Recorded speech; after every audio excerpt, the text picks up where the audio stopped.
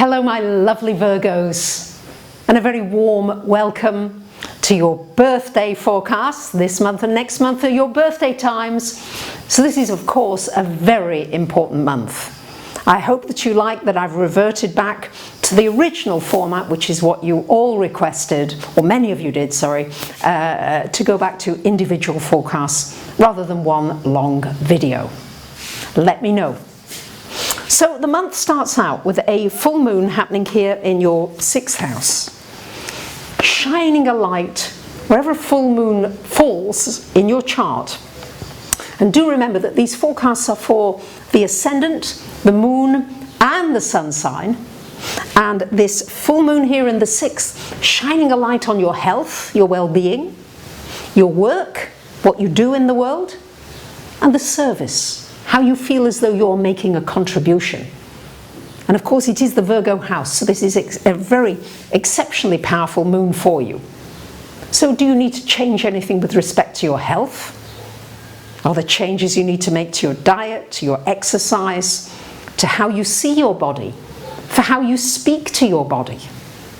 Are you kind to your body? Sometimes it's not so much about the working out and all those things, which are of course have their place. Sometimes it has to do with what you're thinking about your health and working on those frequencies. And moons often bring changes, so you might change your regime, your practices, but you also may change your work in some way. You might want to do work that's more meaningful, that you feel as though you're really contributing. This is a big thing for Virgos anyway.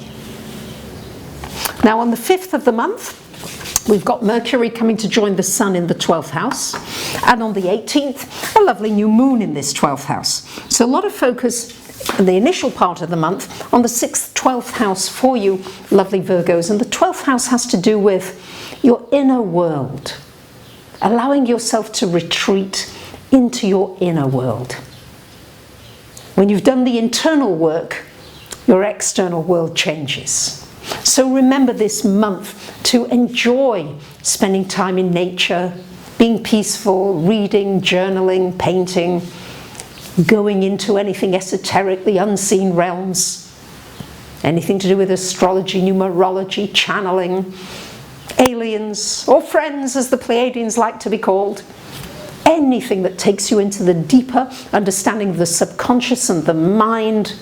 This is a really good time for it because you're in preparation for your birthday coming in a little later in the month. So it's also a time for knowing what to release, to surrender, to let go, to make space for the new things that you want to create in your birthday year.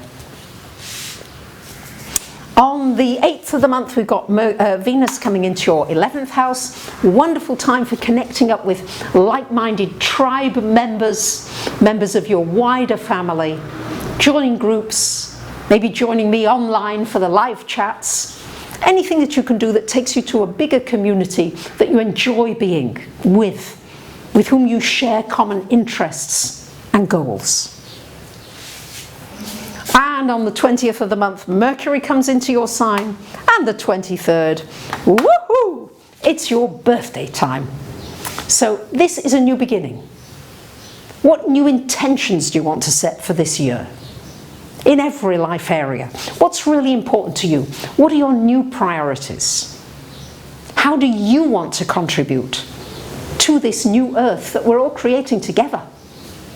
These are huge times, and for you this is about you really thinking. Mercury energy, Mercury in your sign is really positive, it's in rulership, so you should be able to have good clear lines of communication, good clear thinking, good focus, and remember to pamper yourself and do something nice for yourself for your birthday time. All month, and for several months, we're going to have Mars in the 8th house. Next month it goes retrograde, but I'll cover that in more detail in next month's video. But this Mars in your 8th house has everything to do with putting energy into your inner world again. It's very much the inner world, the unseen world, your emotions. What are things that are holding you back? Are you wandering around not trusting anybody? Are you wandering around being very suspicious? What are the emotional patterns that you've got running that you just need to say, I don't want that anymore. It's not creating the kinds of nourishing relationships that I want in my life. Because with Neptune in the 7th, you're dreaming of soul connections, of soul mates. And this is all possible, but you must free yourself of all that negative conditioning and negative patterning so that you can have these beautiful relationships that are certainly in the stars and in the potential there for you. So thank you to those of you who support me on Patreon.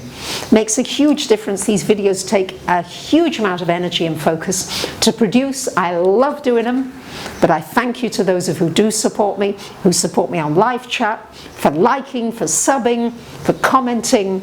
Every positive thought makes a difference. It really does. So here's a beam full of positive energy to you, and I wish you a very, very happy birthday. Bye for now.